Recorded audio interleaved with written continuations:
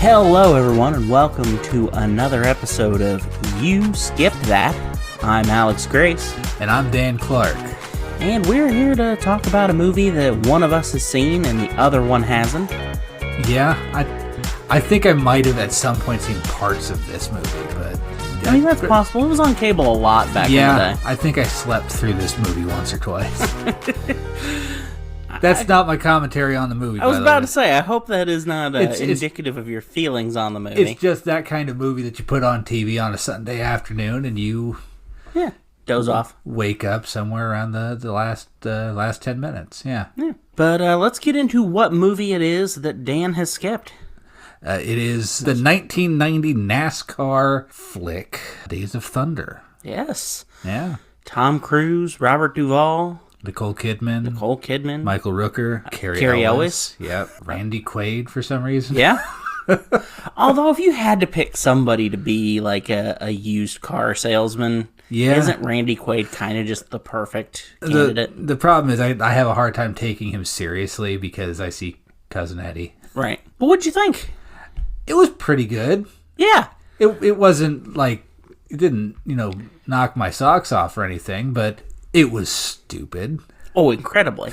But it was fun. I didn't hate. It's gonna be probably a trend in movies I show you that your first word to describe them is probably gonna be stupid.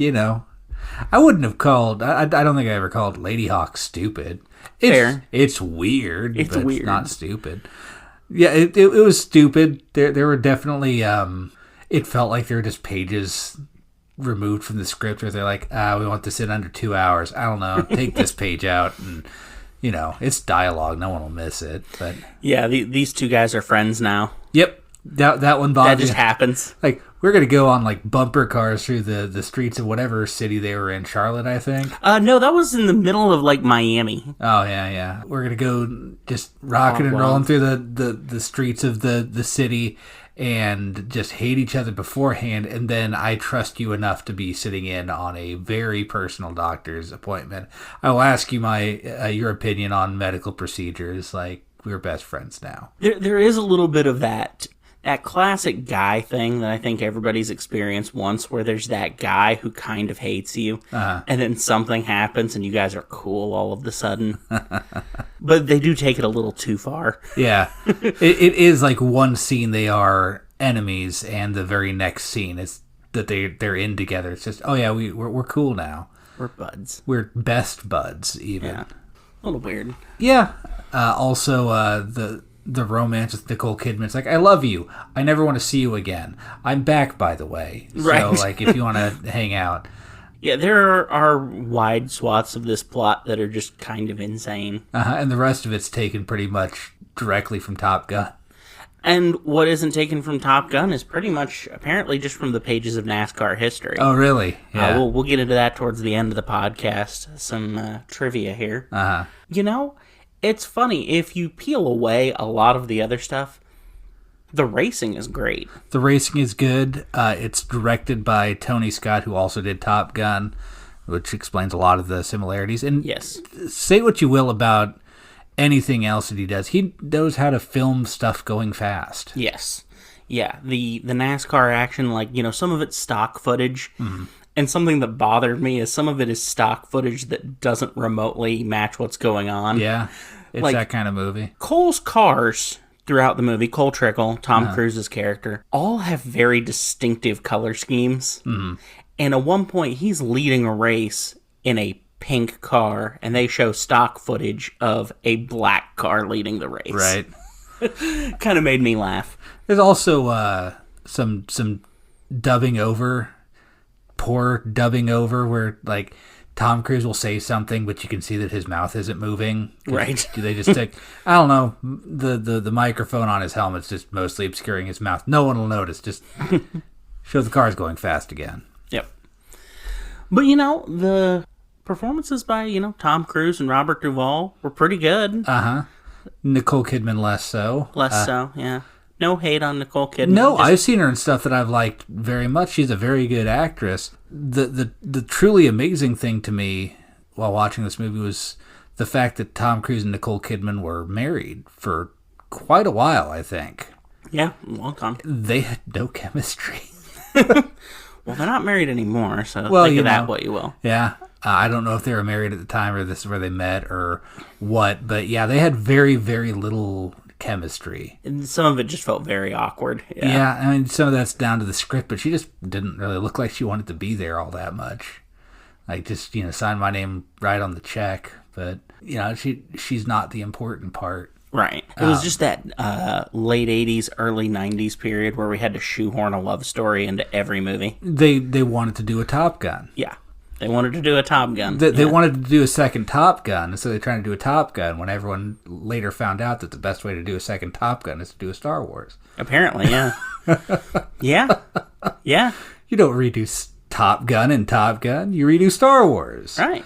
Yeah. You replace the trench with a canyon and Yeah. the exhaust port with an exhaust port. Yeah, But hey, it works. ain't If it broke- works, it works. Yeah, if it ain't broke, don't fix it. And then, really, when you think about it, doing a Star Wars is just doing the Dam Breakers. Yeah. So, really, just formula that keeps getting repeated Yeah, through history. there's nothing new under the sun. We're not going to not. fault them too much. And I guess this got some criticism for being too close to Top Gun. I didn't mind that. I thought it was kind of funny in a few Right. places. Especially, like, the very beginning. Because the very beginning is, like, a bunch of shots of, like, a NASCAR track. Filmed exactly the same way as the opening of Top Gun. Yep. Just like that golden A lot of stuff in silhouette. silhouettes. Yep. Yeah. It just kind of made me laugh. I was like, oh my gosh, this really is just race car Top Gun, isn't it? Yeah, and I'd forgotten that. And then Tom Cruise gets into a wreck, and it affects his performance, and he has to figure out how to be himself again, and he does. It's just that some episodes we got to worry about spoilers. If you know this is a Tom Cruise NASCAR movie, you know every beat of this movie. Yeah. There's Exactly. nothing else there, and that's fine. Like again, Right. it sounds like I'm, trashing this movie, but it's pretty good. Yeah, it's a lot of fun. Yeah. Like, it's no cinematic masterpiece by any stretch. No.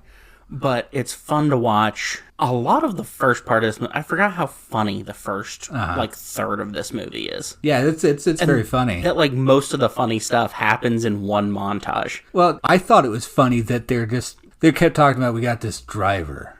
It's this driver guy, and he'll be here soon, and he's a driver, and just, oh yeah, look, there's Tom Cruise. He just showed up on a motorcycle, and he's here. And don't worry, like, he's not going to smile for, like, the next 15, 20 minutes. But that's fine. That's just how he's getting in character, It really did feel like Tom just showed up day of filming, and he's like, where's the camera? Like, over there. Like, cool, I'll get over there. Like, don't you need to know the block? I don't care. That gate open, take my motorcycle right through it, cool. I'm just going to casually set my suitcase on top of this car. Yep. I thought it was funny towards the end, because he does go through, like I said, the whole, something horrible happened to me. In this case, it's a car wreck. In Top Gun, it's the goose moment where he has that same moment, and he doesn't, he loses his groove. They threw off the Emperor's groove. Sorry! And they get into the last fight, and he's still having a hard time. And he comes up on a wreck, and there's a big cloud of smoke, which is exactly how the last one is set up. When it was in the same turn of the same racetrack, too. It was like perfect setup for just deja vu. And they're building up just how tightly wound. He's not talking on the radio. He's throwing his whole crew off because he's not giving them any feedback. You drive through that cloud, and you just, okay, I'm good now. Yeah.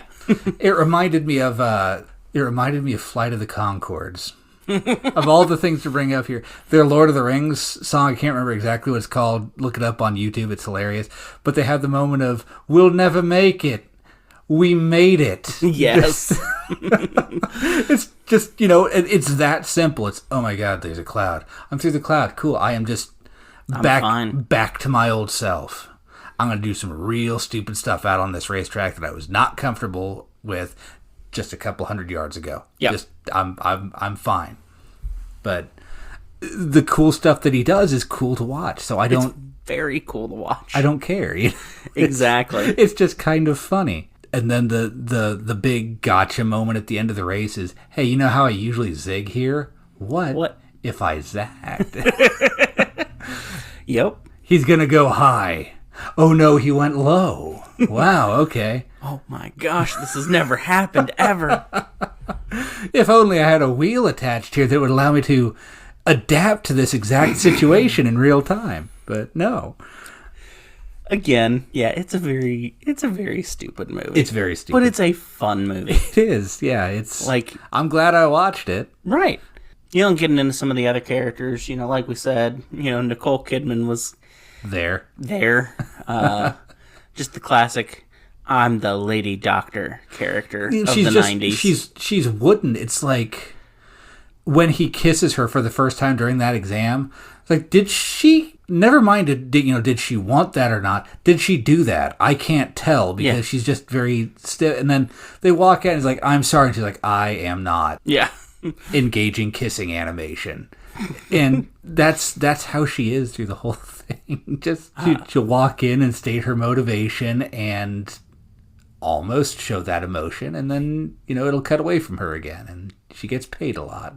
The only other one I want to kind of rag on, and this is just like a casting decision type thing. Why do you cast Cary Elwes and then tell him he has to do an American accent and then only let him say like 5 words in the whole movie? That's a weird one. Because they spend the first part of the movie setting up Michael Rooker's character, Rowdy. I don't know why I blanked on that one, to be the bad guy. Right. And then he's like, they get in the wreck and he still seems like he's the bad guy. And then he's not the bad guy, and we got this guy who just got like 2 lines a little bit ago. And now he's the bad guy for the last act of the movie. And don't worry, he doesn't need a personality. He's in a race car. Yeah. Yeah. Yeah. His personality is he shoots the finger guns every once in a while, menacingly. Oh, yeah. Yep. That's his entire personality. Which is just, that's a waste of a perfectly good Cary Elwes. It is. Like, he should be, just let him do his regular voice. Let it make no sense that this English man is racing NASCAR in the 90s. You can turn that into like a patriotism thing. Like, right. This is NASCAR. This is America's sport. Yeah. We're not going to let a Brit come over here and take it from us. We're not going to let some tea-drinking, biscuit-eating son of a gun come in here and win at NASCAR. Yeah. I mean, isn't that like one of the whole jokes in Ricky Bobby is the guy who comes over is French? He's French, yeah. Yeah. And everyone's up in arms about it. Yeah. Another NASCAR movie with John C. Reilly, of all people. Right? Yeah. And also, weird that the 2 people who have been repeats so far on this show are Lucy Liu and John C. Reilly. Explain that one to me. John C. Reilly's a little more understandable for me. I've seen plenty of stuff with him in it, but yeah, right. I've seen like 3 movies with Lucy Liu in them, and 2 of them have been in like our first 10 episodes. Yeah, crazy. Yeah. Yeah, like we said, Randy Quaid did a great job of being the quintessential used car salesman. Yeah. He did another one of those weird little turnarounds of, I'm your friend, never mind, I'm your enemy, and now I'm going to kill you because you wrecked my cars, to, I gave you that engine, so I'm going to help you push it out. Like, it's fun. Yeah. There is no, like, all of his character development, his character beats happen off screen and are vaguely alluded to. Yeah. He's just there to be smarmy, which he does well. Yeah. He does well. He does very well. Yeah. But then, honestly, probably the highlight of this movie for me is definitely Robert Duvall. Robert Duvall is very good in it, yeah. He plays just the great classic grumpy coach type character. Yeah. A little bit like Mickey, even. A little bit of Mickey from Rocky, yeah. Yeah. Only he gives the pep talks to the cars and not the... That is a weird detail. Yeah. But I enjoy it for some reason. Yeah. Yeah, it's weird and quirky, but not kind of played that way. Right. It's played dead serious. Yeah. I almost laughed at the there's the scene where Tom Cruise is like, I gotta race again. And the entire conversation is, I gotta race again. No. I gotta race again. No. I gotta race again. No, I gotta race again. Well, when you put it that way, okay, let's just... It's just them saying the same thing back and forth until one of them changes their mind. Well, and I was reading a review here that kind of sums that up, that, the movie, much like the Cars, goes around in circles. It does. Yeah, the dialogue is pretty cyclical. Another thing with it, again, like most of my stuff that I want to say is negative, and I didn't dislike the movie, but I don't watch a lot of NASCAR. I used to watch more of it. Oddly enough, I grew up in Maine, and the further south that I've moved, the less NASCAR I watch, which I feel is That's ironic, yeah. Kind of, I'll still watch it, but one of the things that I enjoyed about NASCAR is it's like a whole day event. Like it's several hours out of your day, and you just sit there and you take it in. It makes the races feel really short. Oh, yeah. The movie definitely condenses the races a lot. The Daytona 500 feels like it's about 30 laps. Yeah. And obviously part of that is it's a movie. Yeah. You could show one race in a movie. Yeah. And that would be a Lord of the Rings length movie. Yeah. The thing that I enjoyed about NASCAR is it felt like a marathon. Like there is that, and they talk about that towards the beginning of, it's a long race. You keep driving like that, you're going to tear your tires up, and where are you going to be then? And then it never, that's another one that just kind of happens off screen as he goes, do 50 laps your way and then 50 laps my way. And then it shows him pulling into the pits and there you go, you did 50 laps your way without showing any of it. It's like, now do 50 laps my way. And then it cuts them showing the tires and going, there you go, see? Yeah. That's about the length of the sequence, is just, we don't show the racing. It's just, it's telling, not showing. But yeah, it's got its charm. It does. I think a lot of it I enjoyed in spite of itself. Like I could list a whole lot more flaws here. Yeah. But that doesn't matter. For me, it's one of those movies that if you cut it down to just the highlight reel, I would enjoy it just as much. Yeah. Yeah, I can see that. Because for me, I saw this movie probably too young. Because I was way into NASCAR as a kid. Okay. And I think they had a VHS of this around my house somewhere, and they're like, well, you like NASCAR, here's a NASCAR movie. Yeah. But it's funny, the highlights that always stick out to me as a kid were always, no, you can't come get a pit stop, we're eating ice cream. I'd give you one, but I don't think NASCAR would appreciate that. Especially with the way you're driving. Yeah. Hey, look, a spot on the car we don't have to fix. Kicks a dent in it. Yeah. Well, I don't want you to get spoiled, Buck. Yeah. The wheelchair race scene. Yeah, in the hospital. Yep. I liked the line that really got me, that got a real good chuckle out of me, is, I want you to go out there and I want you to hit the pace car. You want me to hit the pace car? You're hitting everything else, and I just want to make sure you're perfect. Yes. Yeah, there's some real good, real funny moments. There are some supposedly pretty heavy emotional beats that are not really earned, but yeah. You don't go to a Tom Cruise NASCAR movie for that. Right. Another just kind of unsung performance, and it's so short. He's in the movie for a grand total of maybe 2.5 minutes. But Fred Thompson, I always love the "you two monkeys" speech. I'm just going to take your cars apart, make you sit for 300 laps, and then if you can get the cars put back together, I might let you finish the race. But anyway, let's kind of slide into some of the trivia. Okay, I took a little time while I like movie trivia. I'm down. I took a little time while we were transitioning from the movie to the podcast to read up a little bit. I'm less prepared than you are. I don't prepare that much. Right. But apparently, Simpson, Bruckheimer, and Scott, the three directors, producers, would apparently argue over how to set up shots for so long that the crew said they accumulated enough overtime pay to take a vacation for 4 full months after the movie was over. Turns out all they had to do was just, look, we're going to shoot it like Top Gun, but it's on the ground this time. Like that really seems to be what won out every time. Yep.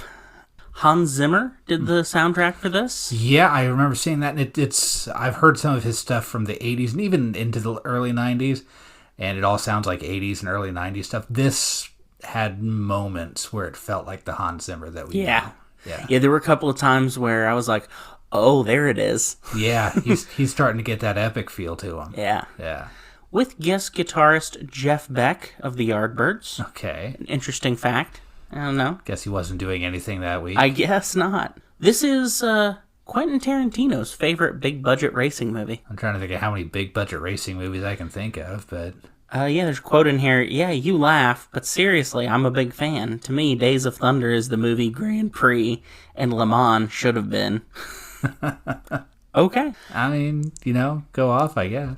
I can't think of a big-budget racing movie that I like more than this, I guess. Right, yeah. I can't think of one that I like less than this. Right. I can't think of any others. There are some, but, yeah. Yeah. Not really a genre that I get too into, I guess. Yeah. Unless you count horse racing. I've seen a few horse racing movies. Yeah, they're good horse racing movies. Yeah. But yeah, I guess a lot of things in the movie came straight out of NASCAR history. Okay. It's not like a biographical movie or a true story or anything, but they took little bits and pieces. There are parts that feel like, okay, and we're going to get here and copy, paste, and there's that scene.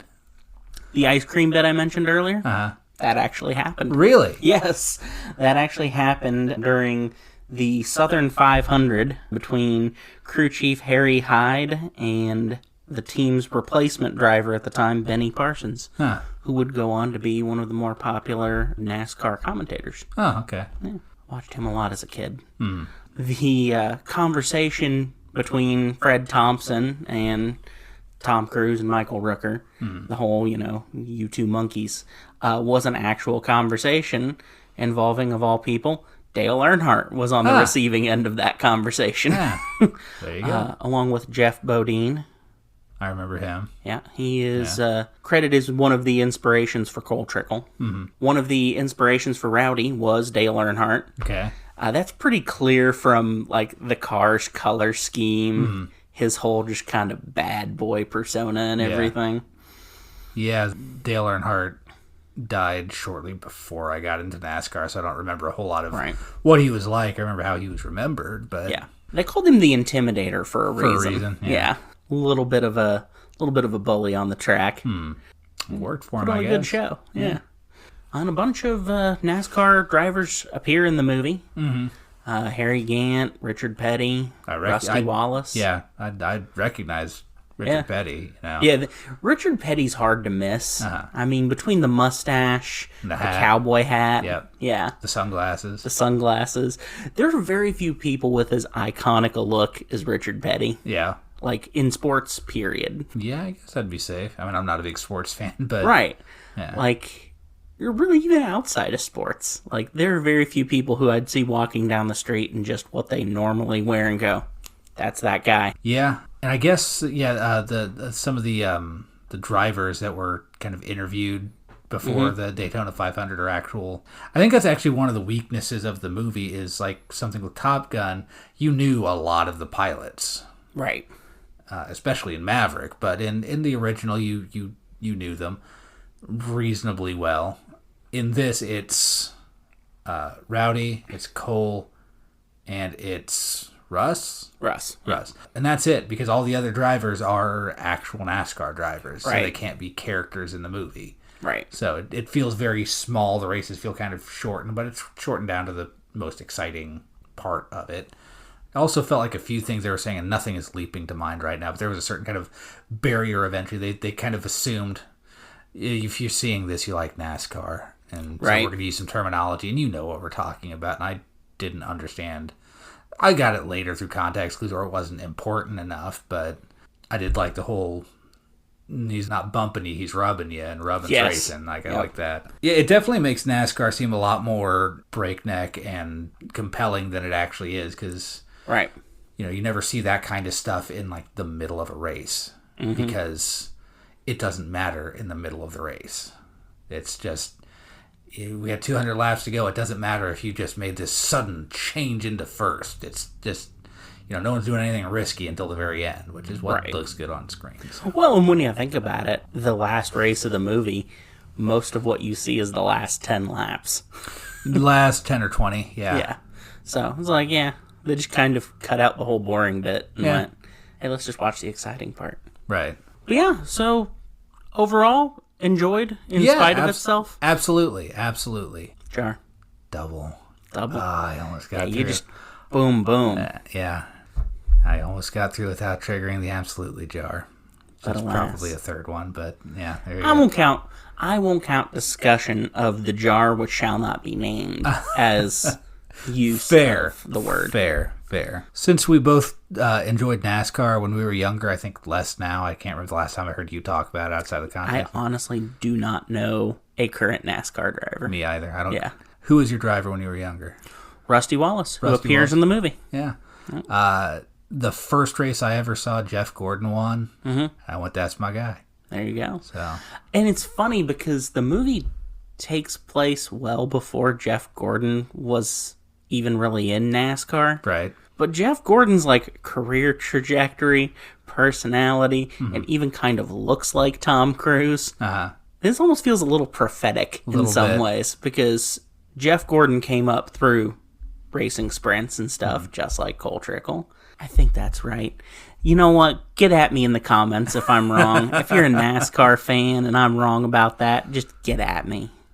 It sounds right. It sounds right. I think he raced open wheel before he raced stock cars. But again, years since I've cared about that. Right. But yeah, it's funny, just kind of the similarities there. Yeah. Yeah, his car was easy to pick out on the track. And yeah, it was the bright red one with the rainbow stripes. Yeah, and then he won the first race I ever saw. So I was just like, that's my guy. I can pick him out of a crowd, and yeah, there you go. Yeah, there are definitely, it's funny. NASCAR has a few memories that are just like etched in my head, and most of them are like funny things that happened during a race. One of my all-time favorites, and I cannot remember the driver for the life of me. I want to say it was one of the Labonte brothers. Okay. Got spun out, blew all his tires, was pretty much out of the race. So waits for the caution flag to drop and gets out of his car and is like waiting on the side of the track. Takes his helmet off and has it in his hand. You see the whole crowd of cars come around. He waits for the guy who spun him out and just wings his helmet at him as hard as he can. Still cracks me up to think about.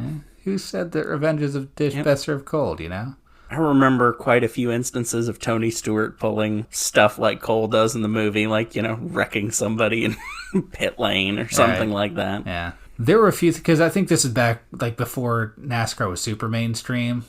There were a few things that I saw where I was like, I'm pretty sure you'd get penalized for that. Yeah, I think you do now. Like when Russ pulls into his pit lane but blocks Cole from getting out. It's like, I'm pretty sure you're not allowed to do that. Yep. But this was the early 90s, so it was a different time. It was. It was a different time. Yeah, NASCAR was just really starting to take off because, like Cole says, he was watching it on ESPN, which was really what kind of helped it take off. And obviously it was popular with the crowd. Right.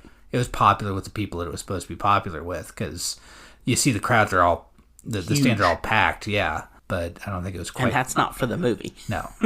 The mainstream hadn't gotten a hold of it. Yeah. But, yeah.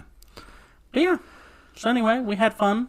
Yeah. We watched cars go fast. There have been a couple of my movies where we've gotten like 15, 20 minutes into it, and I've been like, I mean, it's not too late to change movies. I'd forgotten how the beginning of this movie is. I don't know that Alex is liking this. And this one was not one where I was like, you sure you don't want to, like, we could do something else? Like, I got a whole lot of movies right here. We could find something else to do. No, it wasn't like that. It was I've got a whole list right here. It was stupid, very stupid in some parts, but it was fun. Yeah. It's just loud, noisy, fast fun. Yeah. Honestly, if you could just cut out all the serious stuff, you might actually have a halfway decent movie there. I hate to say it because I like her, but just cut out the whole Nicole Kidman bit, and it's... That'd be a tight... Again, not her fault. No, she was not given a whole lot to work with. No. Well, I'm glad that I have no longer skipped it. There you go. I have no longer skipped that movie. There you go. That's rubbin', and rubbin' is racing. Yes. Well, you want to let people know where they can find us on socials? Absolutely, I do. There you go. I had to give you one. I mean, you took a double earlier. I did. So, you can find us on Instagram, Threads, and TikTok at You Skipped That. All one thing. All one word. Yep, all lowercase. You can find us on Facebook. Just search the words You Skipped That.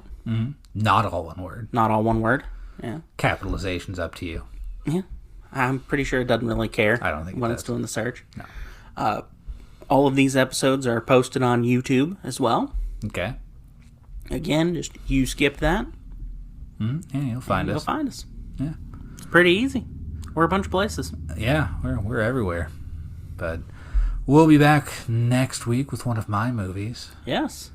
And if I remember correctly, I think I might need to get you something to... It's an intense one next week. So Okay. Should I bring, security blanket, security blanket, anxiety pills? You might.